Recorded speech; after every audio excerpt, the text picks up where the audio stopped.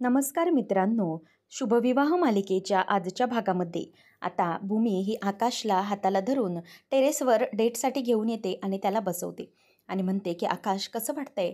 तेव्हा आकाश म्हणतो की भूमी खरंच खूप छान आणि सुंदर वाटतंय, अगदी रिफ्रेश वाटतंय. तेव्हा भूमी म्हणते की हो ना, वाटतंय ना खरंच, असं म्हणून आता ती म्हणते की तुझा हात दे. तेव्हा आकाश हात देतो आणि तो विचारतो की काय भूमी, काय करतेस तू. तेव्हा ती म्हणते की काहीच बोलू नकोस, आता फक्त शांत बस आणि बघ. तेव्हा मग आता भूमी त्याचा हात दाबून देत असते आणि त्याचे जे हाताचे पॉईंट्स असतात ते ती प्रेस करून देते. त्याचप्रमाणे त्याला बॅक मसाजही देत असते. तेव्हा मग आकाश म्हणतो की भूमी, अगं हे काय चाललं आहे तुझं. नाही, मला म्हणजे खूप बरं वाटतंय, पण नक्की काय आहे. तेव्हा भूमी म्हणते की आता ना तू काही एक बोलू नकोस. माझा नवरा खूप दमतो, खूप मेहनत घेतो ऑफिसमध्ये आणि इतरही ठिकाणी, त्यामुळे तो थकला आहे, म्हणून त्याला मी जरा असं रिफ्रेश करते आहे. म्हणजे त्याला असं मसाज वगैरे देऊन छान वाटतंय ना. तेव्हा मग आकाश म्हणतो की हो भूमी, खरंच खूप बरं वाटतंय, असं वाटतंय की नाही या सगळ्याची खूप गरज आहे.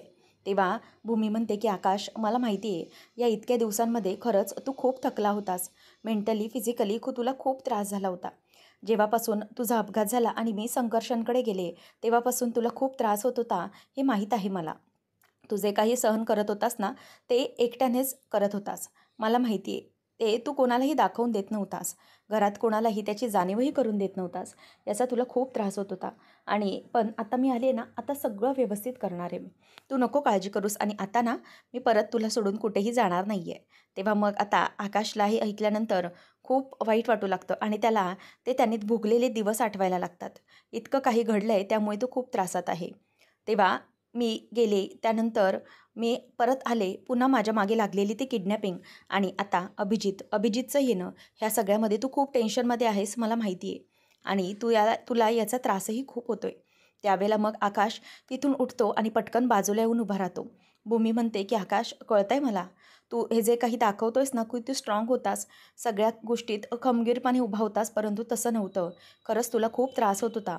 त्या आणि मला हे सगळं समजतं आहे. त्यावेळेला मग आता भूमी ही आकाशच्या जवळ जाते आणि त्याला समजावण्याचा प्रयत्न करत होते की आकाश. त्यावेळेला आकाश आता पटकन तिच्या जवळ जातो आणि तिला मिठी मारतो आणि म्हणतो की भूमी, तू अगदी बरोबर ओळखलंस. खरंच माझ्या मनात इतके दिवस खूप गोंधळ सुरू होता. मला खूप त्रास होत होता आणि या सगळ्याशी कसं डील करू ना, मला काही समजत नव्हतं. खरंच खूप त्रास होत होता. तेव्हा भूमी म्हणते की आकाश, माहिती आहे मला, या सगळ्याने तुला खूप दुःख होत होतं. परंतु तू हे कोणालाही दाखवून देत नव्हतास. मी गेलेले असले तर घरात सगळेजण दुःखी होते, म्हणून तू स्वतःलाही शांत करत होतास, माहिती आहे मला. आणि आकाश, इतक्या गेल्या दिवसांमध्ये आपण खूप भोगलं आहे. आपण खरं तर एकमेकांपासून कधी भांडायचो, रुसवे-फुगवे करायचो, परंतु कधीही एकमेकांपासून इतके दूर कधीच गेलो नव्हतो. आणि याचाच त्रास मलाही तितकाच झाला आहे आकाश. म्हणजे मलाही तितकंच वाटायचं की सगळं काही सोडून द्यावं आणि आकाश तुझ्याकडे पुन्हा यावं. परंतु काही गोष्टी अशा होत्या ना, की ज्या माझ्या हातात नव्हत्या. परंतु या सगळ्यासाठी मला नक्की एकदा वाटायचंच, की कितीही काही झालं तरीही परत नक्कीच माझ्या आकाशकडे जाईन, ही आशा माझ्या मनात नक्कीच होती. आणि म्हणूनच त्या आशेवरच मी हे सगळं करत होते आकाश. आणि हे सगळं केलं ते फक्त तुझ्यासाठी. तेव्हा आकाश म्हणतो की भूमी, मला माहिती आहे, तू जे काही वागशील ते स्वतःसाठी कधीच नसतं. तू जे काही करशील ते फक्त माझ्यासाठी असतं, माहिती आहे मला. आणि म्हणूनच त्याचा खूप त्रास होत होता मला.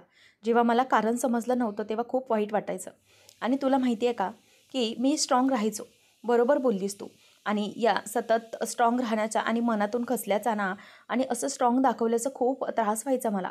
खरं तर मनातून खूप वाईट वाटायचं, परंतु आतून मी खूप असे खचलेलो असायचो. आणि म्हणूनच मी जर असा खचलो तर घरातल्यांचं काय, अथर्व, मानसी हे ढेपाळतील. जर मी ढेपाळलो तर तेही ढेपाळतील, हे मला माहीत होतं. आणि म्हणूनच मी स्वतःला स्ट्रॉंग ठेवलं. मी आतून स्वतःला कधीही त्रास देत असलो तरीही बाहेरून सगळ्यांसमोर मी कायम स्ट्रॉंगच राहिलो. आणि त्याचाच मला खूप त्रास व्हायचा. कधीही मन मोकळं करता येत नाही. इतके दिवस मनामध्ये खूप काही साचून राहिलं होतं, आज मला या निमित्ताने तरी ते बाहेर पडलं. तेव्हा भूमी म्हणते की आकाश, माहिती आहे मला, हे सगळं जे काही घडलं आहे ना, त्याने तुला खूप त्रास झाला आहे. आणि म्हणूनच आज तुला रिलॅक्स होण्यासाठी, म्हणजे तुला शांत होण्यासाठी मी आजची ही डेट अशी मॅनेज केलेली आहे. इतके दिवस माझा नवरा खूप त्रासात होता ना, खूप काही सहन करत होता आणि त्यामुळे मी हे सगळं केलं, असं म्हणून आता भूमी ही म्हणते, आकाश तू इकडे येऊन बस. आणि मग ती त्याला बसायला सांगते. तेव्हा मग आता आकाश म्हणतो की भूमी, खरंच आज खूप छान वाटतंय बरं का. पण ना आजच्या या सुंदर माहोलमध्ये एकदम थंडगार आणि अशा रिफ्रेशमेंट अशा माहोलमध्ये जर गरमागरम चहा मिळाला असता तर खरंच खूप बरं झालं असतं. त्यावेळेला आता आकाश म्हणतो की काय गरमागरम चहा रेडी आहे, वा एक नंबर, असं तो तिला आता बोलतो. नंतर मग ती म्हणते की हा आपला गरमागरम चहा आणि हे आपले 2 चहाचे कप. तेव्हा आकाश म्हणतो की भूमी, तू अगदी व्यवस्थित ओळखतेस ना, म्हणजे काय हवंय मला कुठल्या वेळेला आणि काय नाही लागणार मला, अगदी बरोबर कळतं तुला. मग त्यावर आकाश म्हणतो पुढे की भूमी, जर अशाच सिच्युएशनमध्ये काहीतरी गरमागरम मिळालं असतं तर तेही खूप बरं वाटलं असतं ना, म्हणजे चहा, वाफाळता चहा, त्यामध्ये गरमागरम आणखी काहीतरी. भूमी म्हणते की आहे, तेही आहे तुझ्या आवडीचं. तेव्हा मग आता आकाशला ती म्हणते की मला माहिती आहे की तुला बटाट्याचे भजी हे खूप आवडतात ना, त्यासाठी तुझ्यासाठी हे गरमागरम बटाट्याचे भजी. तेव्हा मग आकाश म्हणतो की खरंच भूमी, तू तर जिनियस आहे, जिनियस. आणि हो, तू ना जादूगारच आहेस खरं बघायला गेलं तर. तुला अगदी बरोबर ओळखता येतं की मला कुठल्या परिस्थितीत काय हवं आहे. तेव्हा भूमी म्हणते की हो, माझ्या आकाशला बटाट्याची भजी खूप आवडतात, हे माहीत आहे मला. तेव्हा मग भूमी म्हणते की आकाश, तुला याच्याबरोबर केचपही आवडतो ना? तेव्हा आकाश म्हणतो की हो आवडतो, पण ठीक आहे आता काहीच प्रॉब्लेम नाही. आहे ना हा गरमागरम चहा, त्याबरोबर करूया ॲडजस्ट. त्यावेळेला भूमी म्हणते की कशाला ॲडजस्ट, हे बघ मी आणलाय केचप पण. तेव्हा आकाश म्हणतो की वा वा वा, खरंच भूमी, तुला ना जादूगारच म्हणायला लागेल. हे सगळं इतकं तुझे काही केलं आहेस ना, ते एखाद्या जादूगारापेक्षा कमी केलेलं नाही आहेस तू. खरंच खूप छान. भूमी, खूप सुंदर वाटतंय मला. आजची ही सिच्युएशन ना आणि आजची ही डेट मी आयुष्यभर लक्षात ठेवीन. इतकं सगळं छान केलंस तू, इतकंच बरं वाटतंय मला त्यामुळे. तेव्हा मग आता भूमी म्हणते की आकाश, चल सुरुवात कर. आणि मग आता ती त्याला सुरुवात करायला सांगते. त्यावेळेला आता आकाश म्हणतो की भूमी, हे केचपने तू काय करत आहेस? तेव्हा मग भूमी आता केचपने काहीतरी लिहून ठेवत असते. आकाश म्हणतो की भूमी, हे घे, मी तुला पहिला घास भरवतो. आणि मग भूमी ही आकाशकडून पहिला घास खात असते आणि दोघंजणही ते एन्जॉय करत असतात. तेव्हा आता आकाश म्हणतो की वाव, खरंच खूप छान लागतंय ना. आणि मग खूप सुंदरच. आता त्यावेळेला आकाश आणि भूमीच्या मनसोक्त अशा छानपैकी गप्पा रंगलेल्या असतात. ते दोघंही एकमेकांबरोबर खूपच एन्जॉय करत असतात. तेव्हा आता आकाश म्हणतो की भूमी, आपली डेटही छान रंगली. गरमागरम चहा, त्याच्यासोबत मस्तपैकी बटाट्याची भजी झाली. आता पुढे आपण काय करू शकतो, व्हॉट्स से, असं म्हणून तो तिला आता हात देतो. आणि दोघंजणही आता डान्स करायला म्हणून एकमेकांच्या हातात हात घेतात आणि दोघंजणही मन धागा धागा जोडते नवा या गाण्यावरती आता डान्स करायला लागतात. एकमेकांच्या हातात हात, त्याचप्रमाणे डोळ्यात डोळे घालून भूमी आणि आकाश हे दोघंजणही खूप असे एन्जॉय करत असतात. भूमी ही म्हणत असते की आकाश, हे खरंच खूप मिस केलं आहे मी, अगदी सगळं मनापासून मिस केलं आहे सगळं. असं म्हणून आता आकाश तिला जवळ घेतो आणि अशा स्वच्छ अशा निरभ्र आकाशात तो पाहत असतो. आणि भूमी देखील त्याच्या मागे अशी डोकं टेकून सगळं काही विचार करत असते. आता आकाश डोळे बंद करून त्या सगळ्या गोष्टींचा अगदी शांतपणे अनुभव घेत असतो. पण इथे आता भूमी ही विचार करत असते की आकाश, मला माहिती आहे या सगळ्यामध्ये तू खूप थकला आहेस, आता तुला रिलॅक्स वाटतं आहे, तू जरा मोकळा झाला आहेस. आता याच गोष्टीचा फायदा घेऊन मी माझा मोर्चा आता रागिनी आत्यांकडे वळवणार आहे. आता त्यांना एक्सपोज करण्याच्या मागे मला लागलं पाहिजे, कारण आता तुला शांत करणं हे मला गरजेचं होतं. नंतर मग आता इथे भूमी ही तिथून बाहेर येते. रागिनी अभिजितचा हात धरून त्याला कुठेतरी घेऊन चाललेली असते. तेव्हा तो म्हणत असतो की आई, आई अगं कुठे नेतेस तू मला, काय करतेस? तेव्हा मग ती म्हणते की चल, गपचूप चल माझ्याबरोबर, अभिजित आहेस ना तू, मग चल ना माझ्याबरोबर. तेव्हा मग आता तो तिच्याबरोबर येतो. तेव्हा ती एका ठिकाणी त्याला घेऊन येते. तेव्हा मग अभिजितला असं जाताना पाहून रागिनी विचार करते की नक्की ह्या अभिजितला कुठे घेऊन गेले असतील, यांच्या मनात नक्की काय चालू असेल, काही चुकीचं तर करणार नसतील ना, असं विचार तिला येत असतो. त्यावेळेला रागिनी म्हणते की काय रे, मला सांग, हे सगळं का करतोयस तू, कोण आहेस तू, सांग मला, माझा अभिजित नाही आहेस तू. तेव्हा मग तो म्हणतो की अगं आई, असं का करतेस तू? तेव्हा मग ती म्हणते की बघ, आई वगैरे काही बोलायचं नाही हां मला, गप्प बसायचं. त्यावेळेला मग तो म्हणतो की अगं असं नको करूस आई, आता थोड्या वेळापूर्वी तर तू एक्सेप्ट केलं होतंस ना की तू मला अभिजित मान्य केलंस म्हणून, मग आता काय झालं? तेव्हा रागिनी म्हणते की नाही, मुळीच नाही, मी तुला कधीच माझा अभिजित म्हणून स्वीकारू शकणार नाही, अजिबातच नाही. मला माहिती आहे, कारण मुळात तू माझा अभिजित नाहीच आहेस म्हणून. मग हे सगळं नाटक तरी कशासाठी? आणि ती त्याच्यावर खूप चिडत असते. त्यावेळेला मग अभिजित म्हणतो की आई अगं प्लीज असं करू नकोस, मी तुझा अभिजितच आहे आणि तू माझ्यावर अशी बंदूक का ताणतेस? अगं इतक्या दिवसांनी मी परत आलो आहे, तुला आनंद नाही झाला आहे का? तेव्हा मग ती म्हणते की हे बघ, मी आई आहे, त्यामुळे मी माझ्या अभिजितला बरोबर ओळखणार. तू हे जे काही करतोयस ना, ते तुझं हे डावपेच मी अगदी व्यवस्थित ओळखते. तू अभिजित नाही तेच मुळात, तू कोणीतरी तोते आहेस. जर माझा अभिजित असता तर मी त्याला अगदी ओळखलं असतं, कारण मी त्याची जन्मदाती आई आहे. आलं ना लक्षात? तेव्हा तो म्हणतो की हो आई, त्याचीच तर खंत वाटते ना मला, की तू माझी जन्मदाती आई असूनही तू मला ओळखू शकत नाही आहेस की मी तुझा मुलगा आहे म्हणून. याचंच वाईट वाटतं ना मला. त्यामुळे तुझ्या या सगळ्या गोष्टी आहेत त्या सगळ्या बाजूला टाकून मी नवीन आयुष्य सुरू करायचं ठरवलं आहे. तेव्हा मग ती म्हणते की कोणत्या नवीन गोष्टी? काय नक्की काय म्हणायचं आहे तुला? तेव्हा मग तो म्हणतो की मला माहिती आहे की या सगळ्याचा ना तुला खूप त्रास होईल आणि म्हणूनच मी जुनं काही उगाळायचं नाही असं ठरवलं आहे. आणि मी हॉस्पिटलमधून जाऊन आल्यापासून मला खरंच खूप वेगळं वाटतं आहे. मला आता काहीच नको आहे. मला फक्त माझी माणसं आणि माझी आई हवेत, बस इतकं मला काही नको आहे. तेव्हा मग रागिनी म्हणते की तुझी ही ना नाटकबाजी आधी बंद कर. सांग कोण आहेस तू? सांग लवकर, नाहीतर ही बंदूक ना लोडेड आहे गन तुझ्या डोक्यातून आरपार जाईल. तेवढ्यातच आता रागिनी म्हणते की बोल, बोल कोण आहेस तू? रागिनीला आता तो काही बोलायला जाणार तेवढ्यातच पौर्णिमा येते आणि पौर्णिमा तिच्या हातातली गन घेते आणि दोघींमध्ये झटापट सुरू असते. त्याच वेळेला मग ती म्हणते की पौर्णिमा, तू कशाला आलीस तिथे? हो बाजूला, आधी बाजूला हो. तेव्हा मग या पौर्णिमा म्हणते की आई, मला माहीतच होतं तुमच्या डोक्यात ना काहीतरी नक्की शिजत असणार. तुम्ही असं सहजासहजी काहीच एक्सेप्ट करू शकत नाही ना? पण नाही, तुम्ही माझ्या नवऱ्याला जर काही करत असाल तर ते मी अजिबात सहन करून घेणार नाही. आई तुम्ही गप्प व्हाता. तेव्हा रागिनी म्हणते की पौर्णिमा, हे बघ लोडेड गन आहे, हो बाजूला, काहीतरी होईल. तेव्हा ती म्हणते की होऊ दे, मला काही फरक पडत नाही. तुम्ही माझ्या अभिजितला मारण्याचा प्रयत्नच कसा करता? तेव्हा मग आता रागिनी ती गन पुन्हा हिसकावून घेण्यात यशस्वी होते आणि म्हणते की चल चल आता लवकर बाजूला व्हायचं. तेव्हा पौर्णिमा म्हणते की नाही, मी माझ्या नवऱ्याला काही होऊ देणार नाही. माझं माझ्या अभिजितवर खूप प्रेम आहे. तुमचं नसेल परंतु माझं आहे. त्यामुळे आता तुम्ही मला अजिबातच कुठल्याही प्रकारचा हूल देऊ नका. तेवढ्यातच आता पौर्णिमा ही तिच्या हातून बंदूक खेचून घेते आणि तिच्यावर उगारते. तेव्हा रागिनी म्हणते की अगं काय करतोयस तू मूर्ख मुली? तेव्हा मग ती म्हणते की हो ना, मूर्ख वाटते ना मी आता? चला लवकर बाजूला व्हा, निघायचं इथून आता. असं म्हणून आता ती अभिजितला म्हणते की अभिजित चला तुम्ही इथून. आणि अभिजितही तिथून चालत निघून जातो, कारण फायनली पौर्णिमानेच त्याचे आता प्राण वाचवलेले असतात. आणि ती गन घेऊन पौर्णिमा निघून देखील गेलेली असते. तेवढ्यातच हे सगळं आता भूमीने लपून छपून ऐकलेलं असतं आणि ती गालातच हसत असते. आणि जेव्हा रागिनी ही अभिजितला घेऊन जात होती ते सगळं भूमीने पौर्णिमाला सांगितलेलं होतं की रागिनी आत्या अभिजितला अचानक कुठे घेऊन गेल्यात, मला जरा संशय वाटतोय. त्या ज्या प्रकारे घेऊन गेल्या मला असं वाटतंय की त्यांच्या मनातनं नक्कीच काहीतरी चालू होतं. जर त्यांनी काही वेडंवाकडं पाऊल उचललं तर मग चुकीचं घडेल, त्यामुळे मला भीती वाटते आहे, असं भूमी आता तिला बोलत असते. त्यावेळेला मग आता हे सगळं होत असताना पौर्णिमा म्हणते की काय आई यांना घेऊन गेल्यात आणि ती बाहेर पळत जाते. तेव्हा भूमी म्हणते की पौर्णिमा कुठे जातेस तू? तेव्हा पौर्णिमा म्हणते की मला आईंचे सगळ्या छुप्या जागा माहीत आहेत, त्यामुळे मी त्यांना तिथेच बघायला चालली.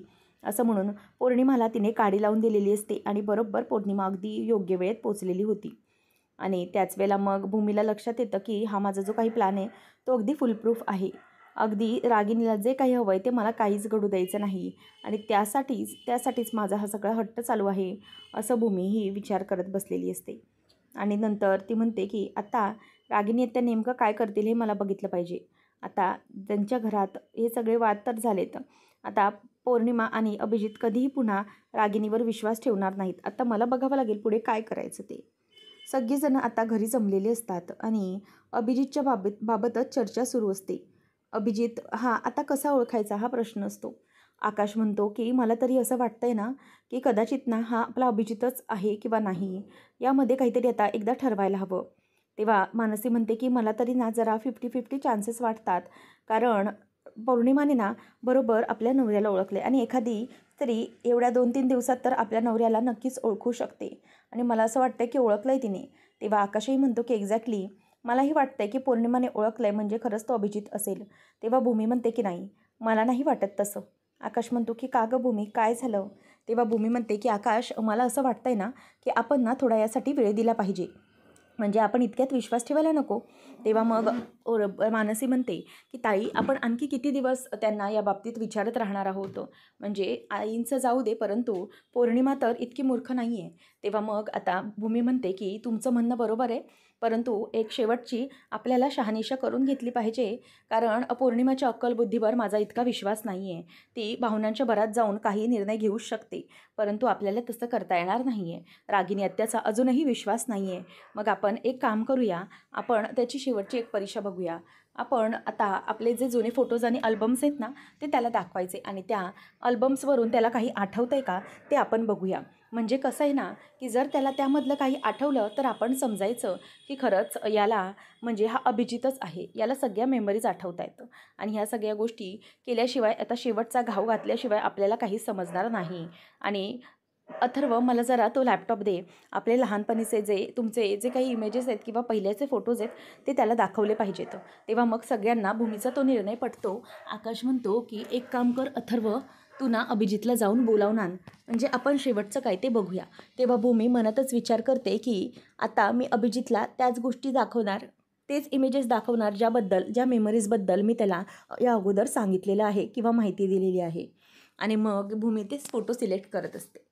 नंतर आता पौर्णिमा वैतागत म्हणते की हे काय चाललं आहे यांचं, म्हणजे अजूनही ते तुम्हाला एक्सेप्ट करायला का बघत नाही आहेत ना, मलाच कळत नाही आहे, अशा का वागतायत त्या.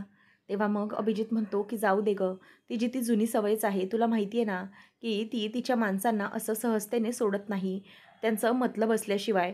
तेव्हा मग ती म्हणते की हो काय आहे ते मलाही सांगायला बघत नाही आहेत ना, म्हणजे जर त्यांचं काही काम असेल तर काम काढून घ्यायचं असतानाच त्या माझ्याशी गोड बोलतात, बाकी इतर वेळेला तर मला त्या काही सांगायला बघतच नाहीत. अभिजित म्हणतो की अगं तू अजूनही ओळखलं नाहीस का, आईचा स्वभावच आहे तसा, ती तशीच वागते, तुला माहिती आहे की तिला जर काही काम असेल तर. आणि इवन माझ्याबरोबरच ती तशीच वागणार, जर माझ्याकडे काही काम असेल तरच ती तशी वागू शकते, नाही तर काही नाही. तेव्हा मग रागिनीच्या बाबतीत ती म्हणते की मला तर खूप राग आला आहे आणि तुम्ही तसेच आहात अगदी. आणि अभिजितचं टर्म इन्शुरन्स होतं आणि तरीही तुम्ही मला का सांगितलं नाही की तुम्ही इन्शुरन्स काढलं, आणि त्या आईंनी स्वतःच्या परस्पर नावे करून घेतलं ते, आणि मी ना आता याबद्दल त्यांना जाब विचारणार. तेव्हा तो म्हणतो की अगं मलाही माहीत नाही आहे, मला स्वतःही माहीत नव्हतं. खरं तर आई माझ्याकडून पेपर्सवर सह्या करून घेत होती ना, त्याच्यामध्ये या पेपरवर काहीतरी तिने सह्या करून घेतलेल्या असणार. रागिनीला आता मी जाब विचारणार असं पौर्णिमा ठरवते. त्यावेळेला मनातल्या मनातच तो म्हणायला लागतो बलदेव की विचारा, एकमेकींना जाब विचारा, त्यातून तरी काही माझ्यासमोर खरं येईलच ना. नंतर मग आता अथर्व येतो आणि दादा तू काय करतोयस असं विचारतो. तेव्हा तो म्हणतो की काहीच नाही. का, काय झालं. तेव्हा तो म्हणतो की तुला आकाशने आणि भूमिताईने खाली बोलवलं आहे. तेव्हा तो म्हणतो की ठीक आहे मी येतो. त्यावेळेला पौर्णिमा म्हणते की काय चाललं आहे, आणखी अजून त्यांनी किती परीक्षा द्यायची आहे, आता बस झालं, काही परीक्षेची गरज नाही आहे, किती वेळ त्यांनी परीक्षा द्यायची आहे स्वतःची. असं म्हटल्याबरोबर आता इथे अभिजित म्हणतो की नाही गं, त्याचं बरोबर आहे, कारण एकदा तरी सगळ्यांचा विश्वास बसू देत की मी अभिजित आहे ते, बाकी काही नाही, असं आता तो तिला सांगतो. आणि म्हणतो की अथर्व तू खाली हो, मी येतोच, त्यांना सांग, असं आता तो त्याला सांगतो. आणि अभिजित म्हणतो की अथर्व तू पुढेच हो, मी लगेचच तिथे येतो. पौर्णिमाला हे मान्य नसतं. पुढच्या भागात आपण पाहणार आहोत की रागिनी ही अभिजित किचनमध्ये असताना त्याचा व्हिडिओ करून घेत असते आणि मग ती जी सोन्याची चेन असते ती चेन आता तो काढून घेत असतो आणि तो काढून व्यवस्थितपणे आपल्या खिशामध्ये ठेवतो. रागिनी या सगळ्याचा व्हिडिओ बनवून घेत असते. त्यावेळेला मग आता इथे रागिनी म्हणते की झालं, चोर फसला. तेव्हा आता रागिनी सगळ्यांसमोर कांगावं करत म्हणते की आकाश हे बघ, मी तुला सांगितलं होतं ना, हा आपला अभिजित नाही आहे, हा कोणीतरी तोतया आहे, हे बघ, असं म्हणून आता रागिनी ही तिथे येते आणि आकाशला म्हणते की हा बघ, हा चोर आहे, चोर, याला मी आपल्या घरात चोरी करताना पकडलं आहे, असं म्हणून आता ती सगळ्यांसमोर त्या बलदेवचा व्हिडिओ दाखवत असते किचनमधला. आणि त्यामुळे सगळ्यांना धक्का बसलेला असतो की आता नेमकं काय आहे. आता हे सगळं भूमी बलदेवला कशाप्रकारे कव्हर करेल आणि कशाप्रकारे त्याला वाचवेल हे पाहणं रंजक ठरणार आहे. अशाच मालिकांचे अपडेट जाणून घेण्यासाठी आजच आपल्या चॅनलला सबस्क्राईब नक्कीच करा. धन्यवाद.